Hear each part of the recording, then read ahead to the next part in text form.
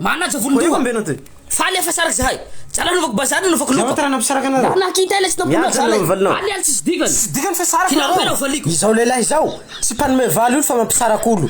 fa ty olona fa tao ampisara haiko le tena misaraky vatany en plus que ça nandohaliky nanome peresy mariage valinao nefa nampisara haiko anatin'ny ray andro avao nampitsanjinokira darida vaovao anaty hira darida misy hafa zay tsika roe ka ndao tantaranao vahoaka reo sombosombo mihira io mba ho renjozy ry olombelo Darida G namoakia amy ty fitsaha zahay moro valo fa nampelitesy be volondoha tia zaho henandreo célibataire hiringiriny fa laha misy na makoreny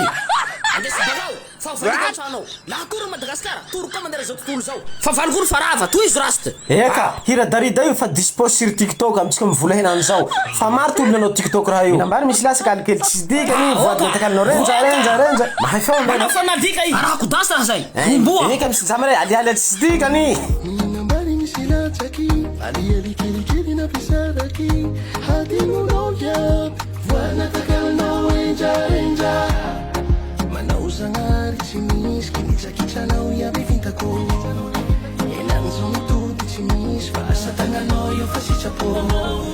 manauza ngari chimis kinisa kichana uya bivintako